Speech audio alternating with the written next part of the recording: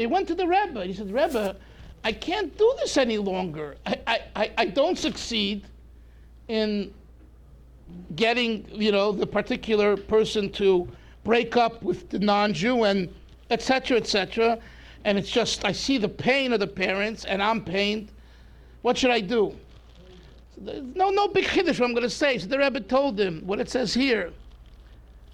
V'yirbe, v'yarbe, l'daber itay, b'zeh. That's what Rebbe said. Continue talking and talking and talking. You never know what's going to be the right word that's going to come out of your mouth that will make the difference and make the change. You don't know.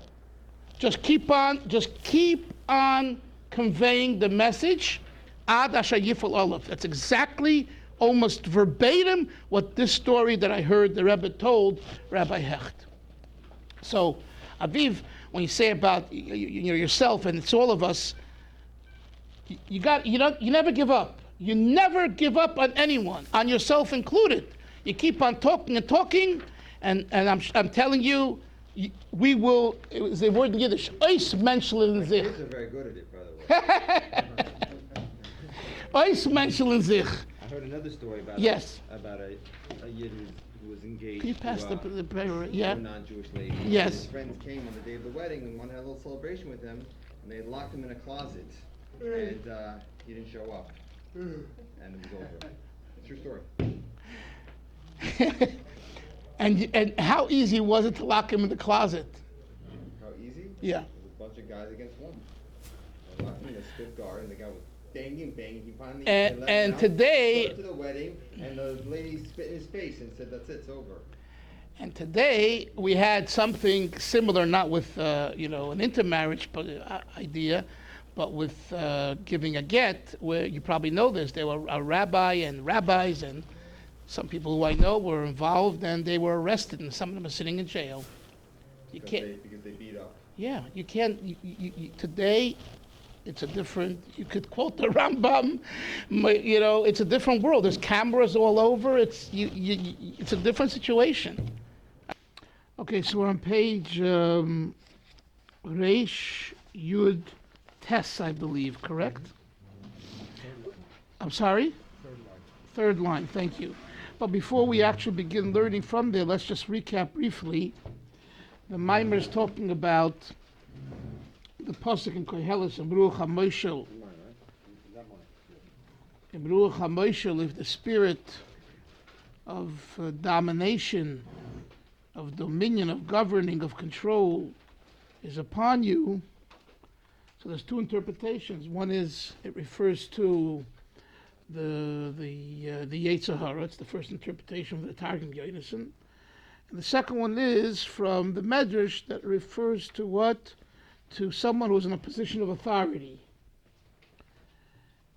And the previous Rebbe, the author of the Maimer, takes it really in that direction. I would say most of the Maimer is about that, in the sense that he tackles a Gemara. The Gemara says that God Ladoir nitfas be'oven adoir. The leader of a generation is responsible for the sins of the generation. So there's various ways of looking at that Chazal, and the Rebbe has his approach in this Maimer. It's not the only approach, which is a general remark that's important to know when you learn Chassidus.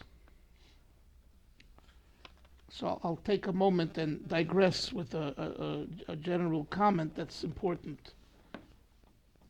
Chassidus is a part of Torah. What part of Torah is it? Our Rebbe has a kuntris, an essay. It's called Kuntris Inyono Shel Torahs HaChassidus. In English, they've translated it as On the Essence of Chassidus. I imagine you've seen it, maybe even learned it. I had the good fortune of learning this with our teacher, Rabbi Yoel Khan, when we were Bocharim. This was one of his most desired teachings to teach us what Chassidus is, was this kuntris that was delivered as a sikha in 1965, Yutas Kislev Tavshin Chavov, the Rebbe spoke about this idea. Historically, the history of that, it was supposed to be somehow an introduction to the first volume of Sefer Erkem Chabad, the encyclopedia on Chabad. There are today 8 or 9 volumes of an encyclopedia that Rabbi Yochanan has been working on since the mid-50s.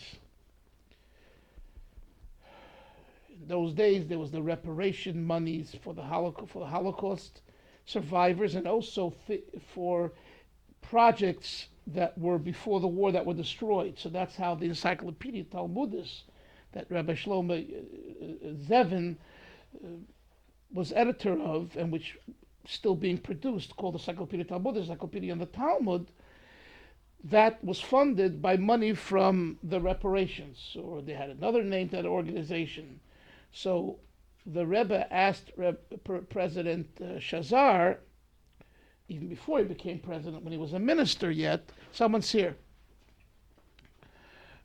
And the Rebbe, hi Sender, the Rebbe asked if he could procure funding similar to the funding for the Encyclopedia Talmudis, and he'd like to produce an encyclopedia on Chassidus.